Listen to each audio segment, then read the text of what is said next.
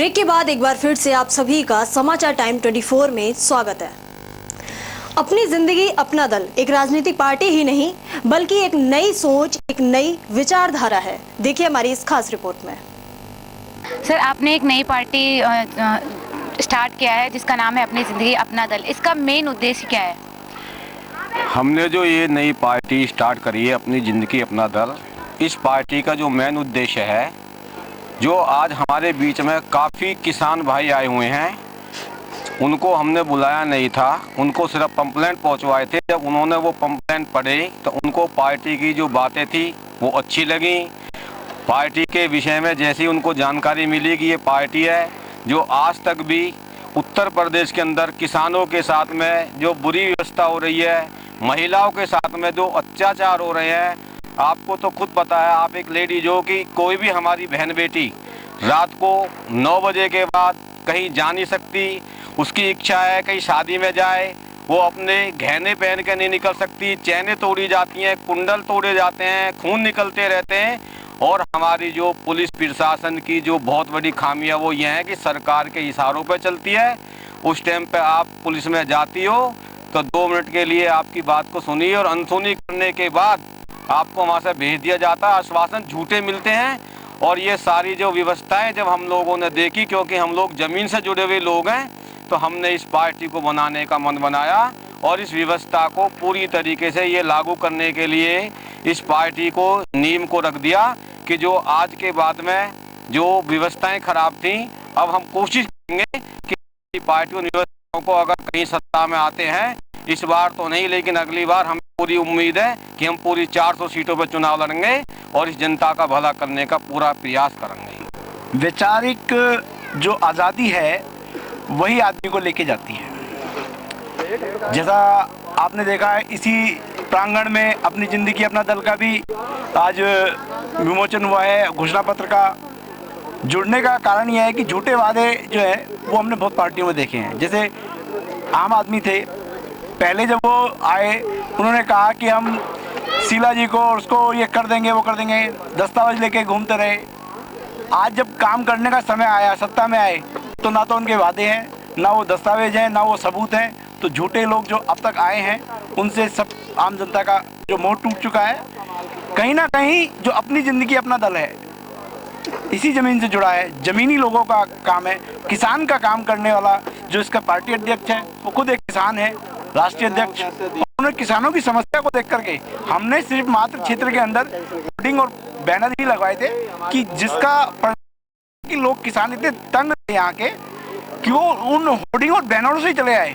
क्योंकि ना तो केजरीवाल की वहाँ कोई सुनवाई है, ना मुलायम सिंह जी वहाँ कुछ कर रहे हैं, ना वहाँ मायावती जी किसानों के लिए कुछ कर रही हैं, ना बीजेपी वहाँ कुछ कर रही है, ना कांग्रेस कुछ कर रही है। ये लोग कर रहे हैं तो अपने लोगों के लिए जातिवाद फैलाना, समाज के अंदर धर्म को बांटना, देश का या यूपी का विकास करना उनका मकसद नहीं है। गन्ने का आज भाव देख लीजिए क्या है, टूटी पड़ी किसान की कमर, ऊपर से हिला करके इन्होंने आज मनी एक्सचेंज का रख दिया।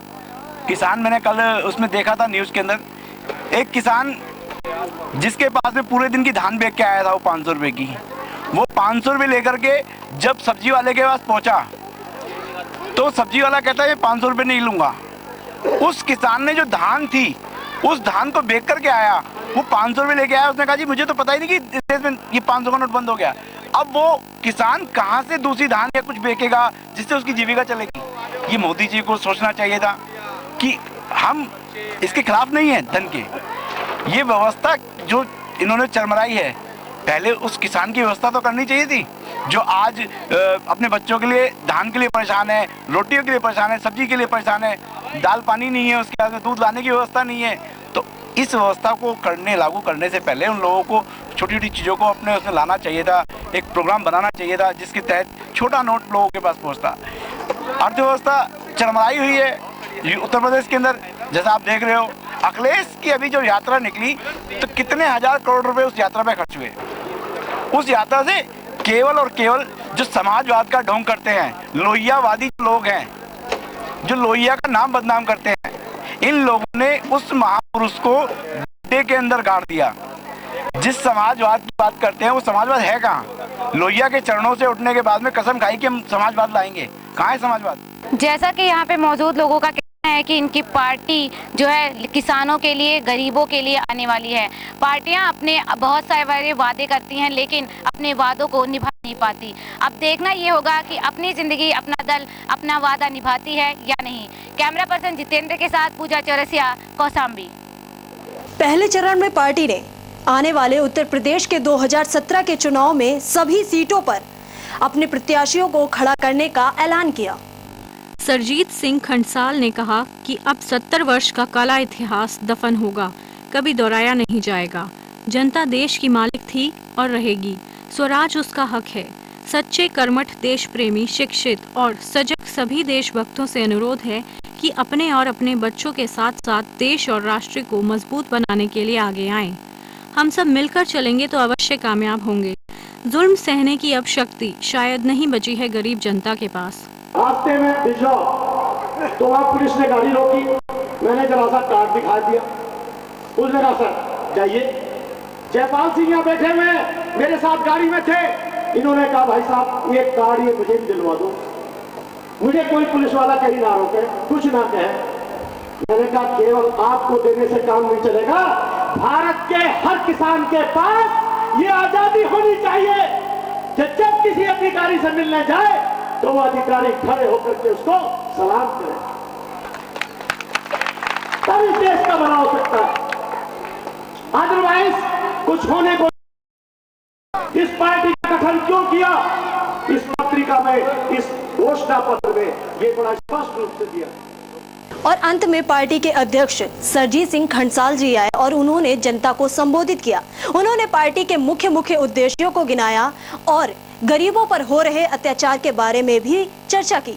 उन्होंने कहा कि ये जो अपनी जिंदगी अपना दल की पार्टी है वो गरीबों की पार्टी है और गरीबों पर हो रहे अत्याचार के खिलाफ ये पूरा समर्थन करेगी। 1000 करोड़ की लागत से भारत के अंदर गजरौला में एक कैंसर का रिसर्च इंस्टीट्यूट खुलेगा और वो ऐसा इंस्टीट्यूट होगा जो पूरी दुनिया के अंदर उसका कोई सामी नहीं होगा। और उत्तर प्रदेश के गरीब लोगों के लिए उसमें फ्री ऑफ कॉस्ट इलाज होगा, उसके खाने की, रहने की सारी व्यवस्था सरकार द्वारा की जाएगी। तो फिलहाल के लिए हमारे इस कार्यक्रम में बस इतना ही और तमाम बाकी खबरों के लिए देखते रहिए समाचार टाइम 24।